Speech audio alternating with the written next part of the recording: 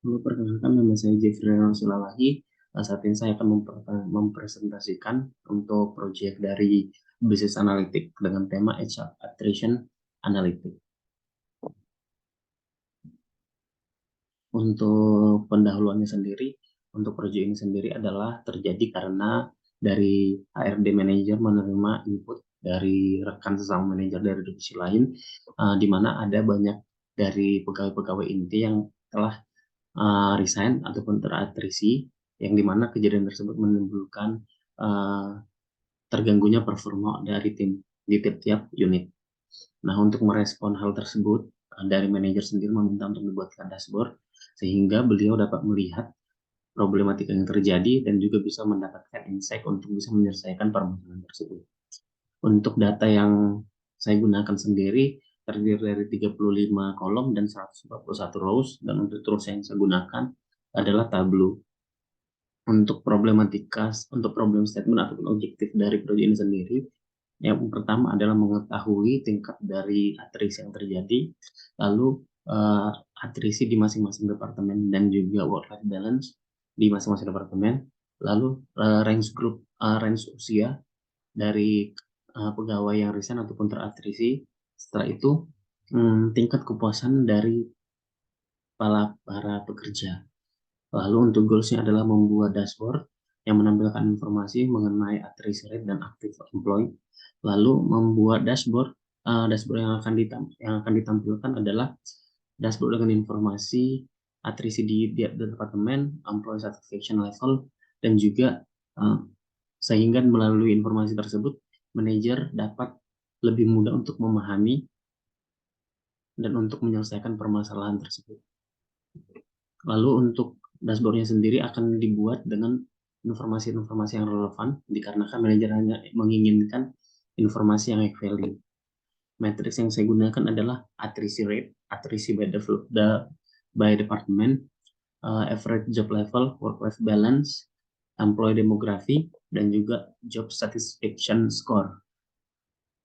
Untuk user storyline-nya sendiri, setelah dari manajer HRD mendapatkan input dari user masing-masing, lalu manajer HRD ingin melihat mengenai tingkat dari atrisi masing-masing divisi, lalu juga ingin melihat range group yang paling banyak terjadinya atrisi, dan juga departemen lain yang memiliki nilai atrisi yang paling tinggi.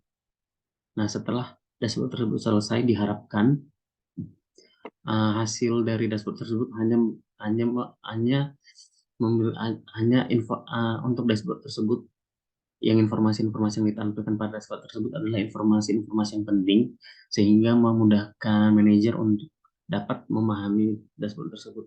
Nah, jika manajer sudah dapat memahami dashboard tersebut, diharapkan insight yang didapatkan dari dashboard tersebut dapat digunakan oleh manajer untuk dapat melakukan penanggulangan agar tidak terjadi lagi attrition rate yang tinggi di tahun berikutnya. Dan juga hasil dari dashboard tersebut diharapkan bisa dikomunikasikan dari manajer ke user agar bersama-sama dapat melakukan improvement di masing-masing unit ataupun departemen. Untuk dashboardnya sendiri, di sini saya menggunakan filternya adalah education level. Lalu kita bisa lihat tingkat atrisi pada perusahaan tersebut adalah 16,12%, dengan active employee adalah 1.233, di mana untuk rata-rata umur pegawai adalah 37, berada di umur keemasan untuk seorang pegawai, di mana untuk laki-laki merupakan gender dengan tingkat atrisi tertinggi.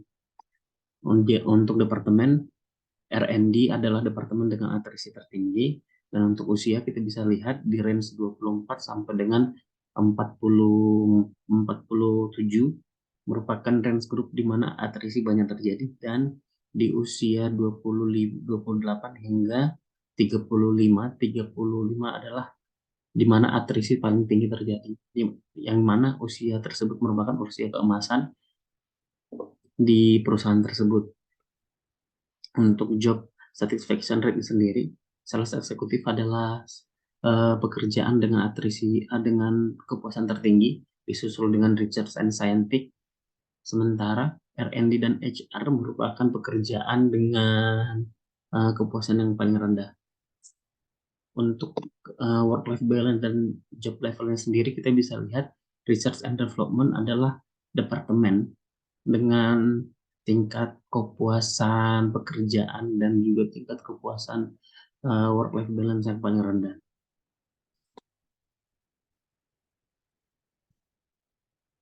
Build dashboard dan untuk insight pada proyek ini sendiri adalah yang pertama, untuk secara keseluruhan attrition rate di perusahaan ini adalah 16,12% dengan R&D dan sales departemen dengan tingkat attrition yang paling tinggi. Sedang lalu yang kedua, HR departemen adalah departemen dengan rata-rata job level yang tertinggi dibandingkan dengan R&D dan sales departemen, tapi terendah untuk work-life balance score. Atrisi didominasi di usia 24 hingga 47 tahun, dengan atrisi tertinggi adalah di usia 25 hingga 34 tahun.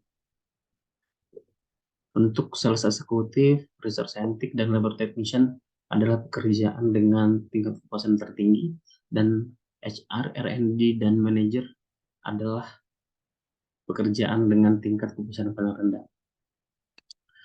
Untuk rekomendasi untuk analisis ke depannya, untuk perbaikannya adalah yang pertama, menganalisa alasan dibalik tingginya atrisi rates di R&D dan sales departemen, lalu mengidentifikasi faktor yang menyebabkan rendahnya work-life balance di HR departemen dan di departemen lain. Setelah itu menganalisa faktor yang mendukung terjadinya tingkat kepuasan yang rendah. Lalu setelah itu melakukan survei dan interview dengan pekerja untuk mendapatkan insight yang lebih dalam lagi untuk bisa mengantisipasi terjadinya tingkat atrisi yang lebih tinggi untuk kedepannya. Untuk kesimpulannya sendiri, saya akan langsung ke insight dan solusi. Kita udah tahu insight-nya, jadi saya akan langsung ke solusi. Yang pertama adalah untuk provide opportunities for professional growth and development, lalu mengimplementasikan jam kerja yang lebih fleksibel, dan menginisiasi agar bisa terbentuknya work-life balance yang seimbang. Setelah itu mengidentifikasi faktor yang berkontribusi untuk terjadinya atrisi yang lebih spesifik di masing-masing departemen dan usia grup. Untuk voter rekomendasi yang pertama adalah melakukan survei dan fokus grup untuk mendiskusikan dan untuk memahami concern dari masing-masing employee seperti apa. Lalu secara reguler memonitoring tingkat kepuasan dan retensi dari para pegawai. Lalu setelah itu memprioritaskan kepuasan dan retensi pegawai untuk menciptakan suatu lingkungan yang baik, lingkungan positif untuk para pegawai sehingga akan bisa mengimprove performa dari masing-masing bisnis. Mungkin cukup sekian presentasi dari saya. Untuk presentasi dari bisnis analitik, saya ucapkan terima kasih.